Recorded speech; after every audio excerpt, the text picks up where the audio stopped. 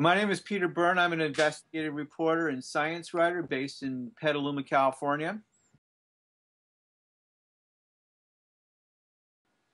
My pitch on SPOTUS proposes to investigate the regents of the University of California, specifically its investment committee. The regents control $53 billion, $53 billion, that's with a B, dollars in Wall Street type investments. The investment committee is largely controlled, has been largely controlled by Richard Blum, who is the husband of California U.S. Senator Dianne Feinstein, and Paul Wachter, who's a long-term business partner and financial advisor to Governor Arnold Schwarzenegger.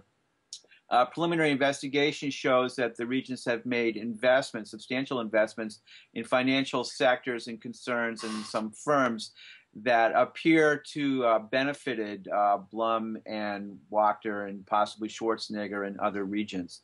The regents themselves are a club of multimillionaire business people for the most part. You've got people like Russell Gold from Wachovia Bank, which is now owned by Wells Fargo, Bonnie Rice from Pegasus Capital Advisors, Norman Patitz from Westwood One. And these folks have no background in education.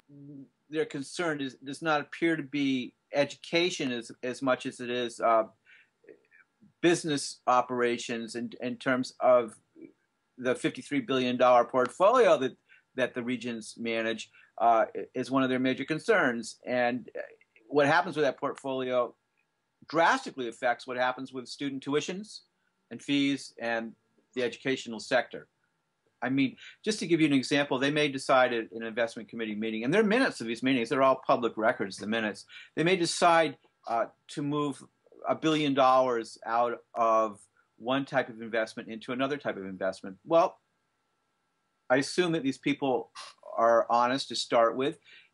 However, when that decision is made, they have foreknowledge that very shortly there's going to be a huge move in the stock market. It would be very tempting, of course, to make investments based on that insider type of knowledge. I'm not saying that they've done that, but I'm saying that it's kind of odd that you would have an educational system run by people whose only real expertise is in finance and put them in a position where they would have to not do what their natures dictate that they do best. So the preliminary investigation has shown that the description of this proposal that's on the SPOTUS website is right on, and the material that I put on the website doesn't capture all the specifics because that will emerge in the articles themselves. But the specifics are already obtained, and my team of forensic investigators is hard at work sorting through data and gathering more data to paint a comprehensive picture of what it is the regents do with $53 billion worth of public money, and what, if any, conflicts of interest between their personal financial worlds and their public duties there are. I'm not saying that there necessarily are, but there's a great possibility that there are, and we're going to find out if there are. Now, what's particularly interesting to me in this investigation is that I learned that Richard Blum controls about $3 billion worth of diploma mills around the world, in fact.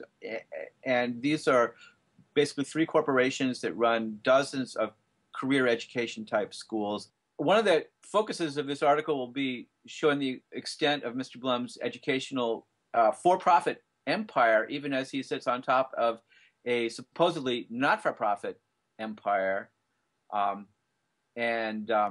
There's a lot that I've already uncovered in this regard, which you will be interested to hear.